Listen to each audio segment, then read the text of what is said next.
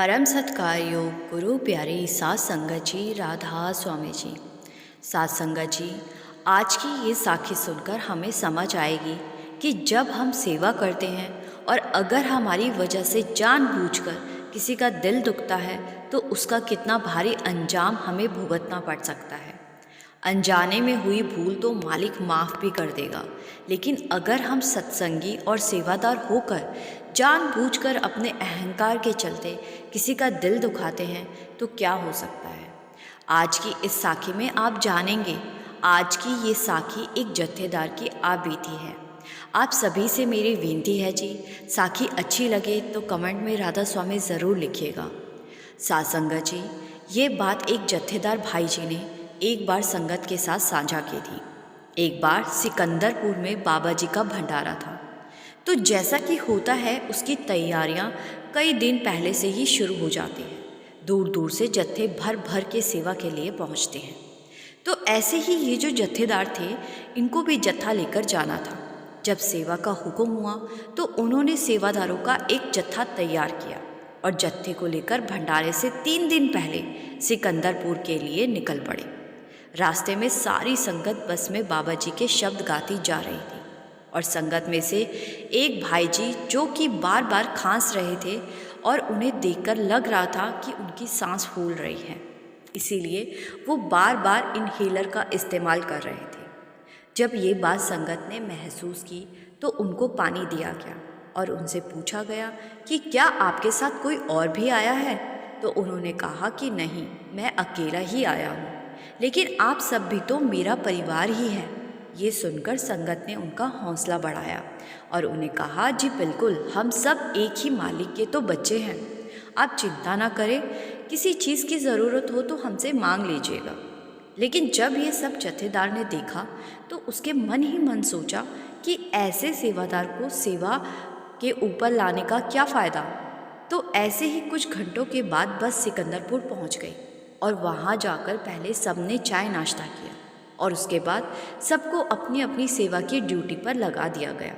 सारी संगत अपने अपने काम पर लग गई। ये जो बीमार भाई थे, इनको मिट्टी की सेवा में लगा दिया गया। वहाँ एक जगह से मिट्टी को उठाकर उस जगह को समतल करने का काम चल रहा था।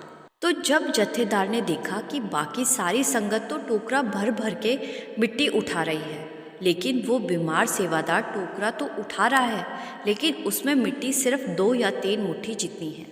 तो ये देखकर जत्थेदार उसके पास गया और गुस्से से कहने लगा कि भाई, इससे अच्छा तो तुम घर ही रहते। ये मुट्ठी भर मिट्टी उठाने के लिए थोड़ी तुम्हें यहाँ लेकर आए हैं। तो उस भाई ने कहा कि जी, मुझे दमे की बीमारी है और अगर मैं ज़्यादा बोझ उठाऊंगा तो मेरी सांसें फूलने लगती है। तो जत्थेदार ने घमंड से कहा कि भाई, तू तो मेरे जत्थे का नाम खराब कर देगा। जब तुझे पता ही था कि तू बीमार है तो आया क्यों? अब हम सब तुझे संभाले या सेवा पर ध्यान दें? तो सेवादार भाई कहने लगे कि जब सेवा का हुक्म हुआ तो मेरे मन में भी आया कि मैं भी जाकर सेवा करूं, इसीलिए मैं भी आपके साथ आ गया। तो जत्थेदार ने कहा कि तो यहाँ क्या ये मुट्ठी भर मिट्टी उठाने का नाटक कर रहे हो? इससे अच्छा एक तरफ होकर बैठ जाओ और पहले अपना इलाज करवाना, उसके बाद सेवा पर आना। ये कहते हुए जत्थेदार ने उसके हाथ से टोकरा ले लिया।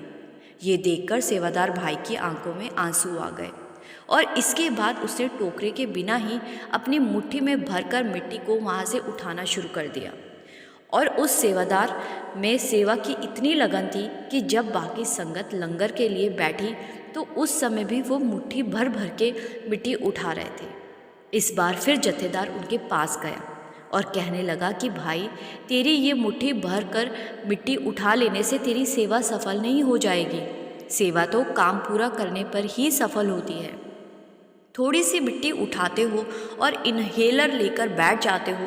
ये कहकर जत्थेदार वहाँ से चला गया।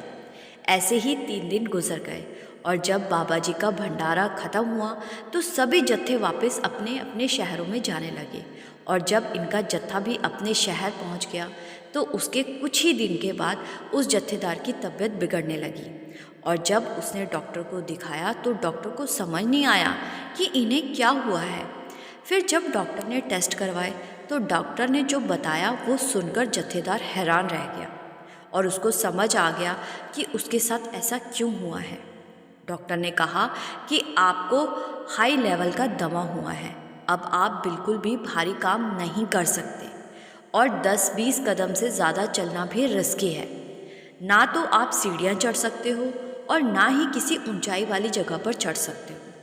आपको हर समय एक इन्हेलर अपने साथ रखना होगा और जब भी सांस फूलने लगे इन्हेलर का इस्तेमाल करना होगा, नहीं तो आपकी जान भी जा सकती है।